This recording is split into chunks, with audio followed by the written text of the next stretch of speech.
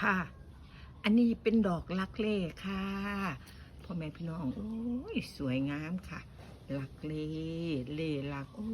ดอกดกค่ะดอกดกลักเล่ดอกดกมากค่ะ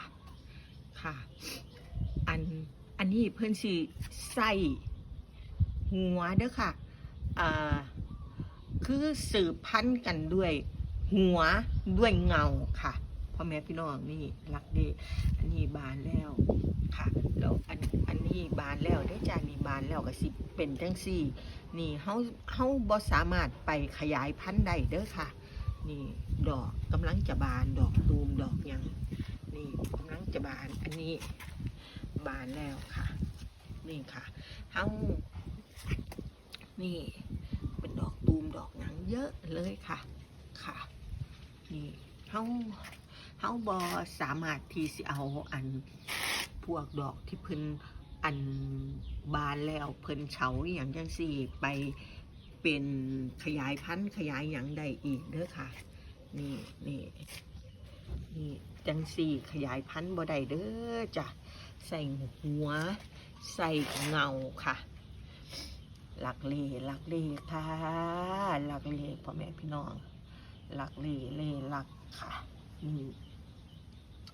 ค่ะงามงามหลายค่ะปัดตุยกับปีว่าคือดอกทานตะวันนี่พ่อแม่พี่น้องค่ะเพิ่นบานอันตอนซื้อมาใหม่ๆเนาะเพิ่นบานเพิ่นนั่นนี่อุ้ยดอกใหญ่ดอกนั่นคือทานตะวันนี่ล่ะพ่อแม่พี่น้องค่ะคือทานตะวันนี่มูนี่ค่ะอันนี้บานแล้วพ่อแม่พี่น้องบานแล้วมิตาอันเป็นดำๆจังสี่ล่ะพ่อแม่พี่น้องแล้วก็ล่วงโรยไปเลยค่ะบ่อันสามารถใส่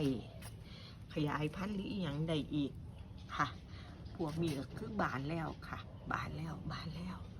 พุ่นค่ะนี่ดอกตูมค่ะดอกตูมนี่ลักเล่ค่ะนี่ดอกตูมดอกแยมเนาะค่ะดอกแยมนี่กำลังจะบานค่ะนี่ลักเล่ค่ะงามงามค่ะปัดตุยกับปีงามมากมีหลายสีค่ะพ่อแม่พี่น้องมีหลายสี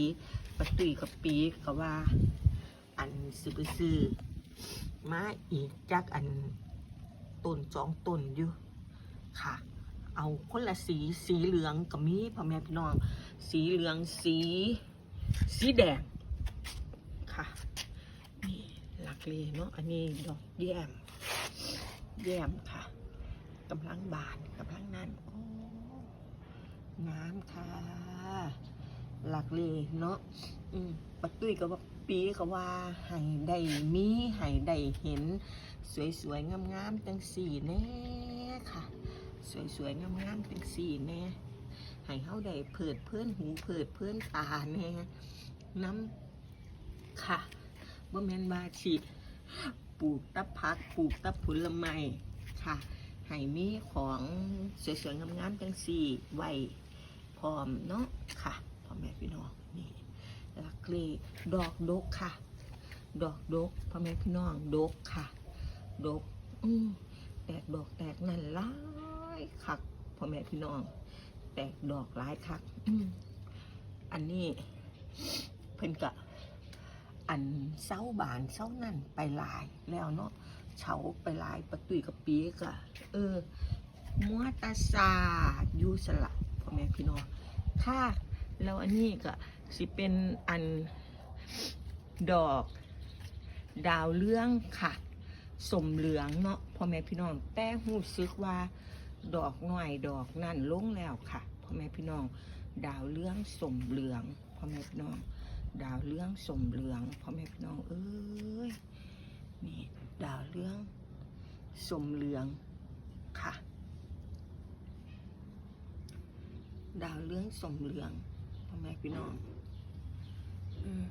นี่อันนี้ใส่ดอกนี่แหละค่ะในการสืบพันธุ์นี่พวกนี้เป็นดอกแห่งเหี่ยวดอกนั่นไปก็ สืบพันธุ์ได้พ่อแม่พี่น้องอันนี้ดาวเรืองค่ะดาวเรืองสมเหลืองแต่ว่าอันสิไปขายเป็นดอกหอยพวงมาลัยอย่างกับเขาบ่ได้พ่อแม่พี่น้องเขาว่าเอาเฮาก็ได้ตาจังสี่เนาะพ่อแม่พี่น้อง